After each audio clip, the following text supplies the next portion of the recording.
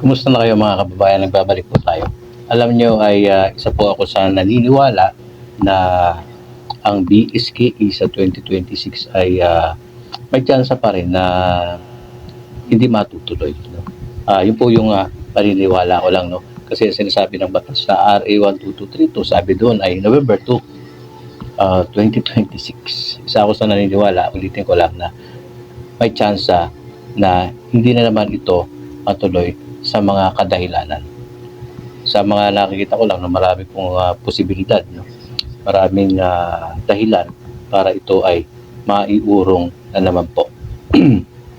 Unang-una, sa previous mga sinabi ko sa mga content ay pwede po maka-apekto ang BARM na hanggang sa ngayon ay wala pa rin update, wala pa pong calendar of activity. Siyempre dapat mangyari po yon sa 2026, at least mga first quarter ng 2026. Dahil kung hindi po yan mangyayari, ay sa paniniwala ko ay pwede pong makaapekto sa BSKE 2026. Dahil yung mga mandato po na yan ay gobyerno ang may gawa. So, sila pa rin ang pwede pong mag-urong o magdesisyon na dadaan sa Legislative Congress. No, nagawa nga nilang maiurong, maipospon yung mga nakalipas na BSK dahil sa kanilang kapangyarihan, no, sa legislative. Ngayon, pwede rin po yun. Halimbawa, nakita nila na yung BARM ay halimbawa lang, no? Halimbawa lang, hindi natuloy po ng mga March, no? At pumatak ng mga bare months ang BARM. Kasi hindi po kasi pwedeng pagsabayin ng halos magkasunod yan eh. Halimbawa, nagkaroon ng BARM ng October, BARM. Sa palagay ba ay pwedeng mag-BSKE ng November 2? Siyempre po hindi. Common sense lang. Hindi po yung pwede. Kumbaga ay magkakaroon po ng conflict sa pinaka-time frame na masyadong masinsid yung pagitan. No? Halimbawa, BARM October tapos BSKE November. Hindi po yun. No?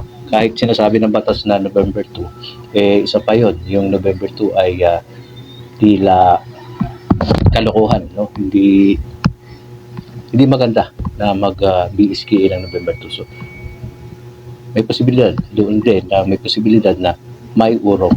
Ilang beses kong sinasabi na baka sana mag-BSKE ng December 1 na lang. Yung naudlot ng December 1 sana noong 2025 ay magiging December 1, 2026. No? Kaysa naman November 2. Hindi maganda eh. Hindi maganda November 2. So, sana maging December 1. Konting hilot lang yan sa 20 Congress. No, at yan yung pinupunto natin ngayon, yung BARM. Sa paniniwala ko lang ulit. Hindi porke paniniwala ko ay tama.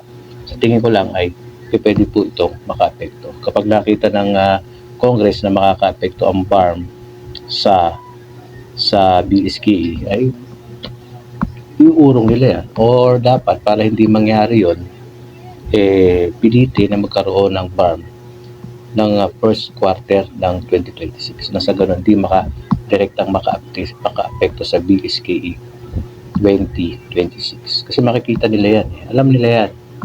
Kaya kung hahayaan lang nila na gano'n, maaaring kagustuhan nila na may urong na naman ng mga congressman na, di ba?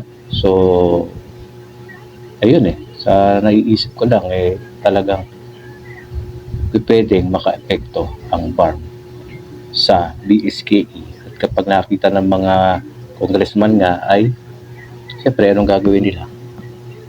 Mag-aamyenda sa 20 Congress. Kayang-kaya nilang gawin yan. Alam nyo naman ngayon, halos wala na pong imposible. Pag gusto nila ng dahilan, meron silang dahilan. Alam niyo po yung ibig kong sabihin. Di ba nga, batas Meron ng batas, meron ng AC ruling para sa December 1 BSK 2025. Hindi naman po naganap. Bakit kamo? Siyempre, sa pangyarihan ng Congress, nakapagpasa sila ng RA 12232 November 2. Sabi nga ng petitioner, hindi pinag-aralan. No, hindi pinag-aralan masyado. Talagang sinadya nila yon. Nasa ganun sa pagdating ng mga panahon na yan, eh, meron na naman silang dahilan. Ayaw nyo ng November 2, sabi nyo eh. O di i-move natin. No. Di ba? Tapos yung BARM, oh. Tingnan nyo, pag hindi nangyari ang BARM ng first quarter, tapos papatak ng bermas ang mga BARM, hindi yan po pwede pong pagsabayin. Hindi po pwede pagsabayin yan. Kailangan may 5 buwan na pagitan pa bago magkaroon ng mga eleksyon. So, ngayon pa lang, sa nakikita natin ay yun na nga, pwede pong maka-apekto. Although, yung iba, paniniwala ng iba, hindi raw pwedeng maka-apekto kasi sinasabi ng batas, RA 12232 ay November 2. Porque ba sinabi ng batas yun na? Sa mga nangyari po ng mga lumipas sa pagkakataon ay hindi po porque nasa batas ay yun na. Alam niyo ibig sabihin?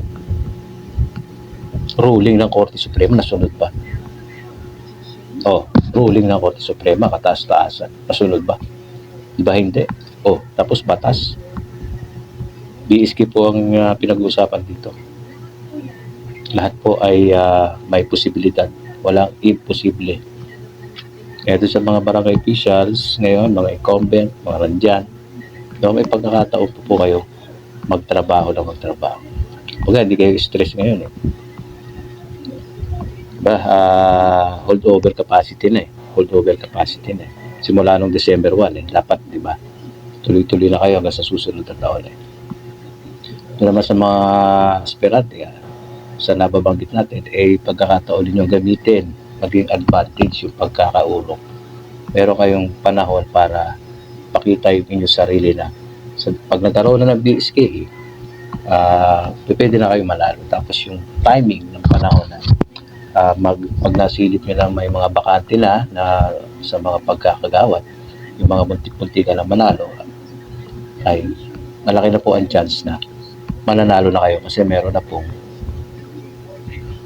bakante. Yan. Sa mga kapitan.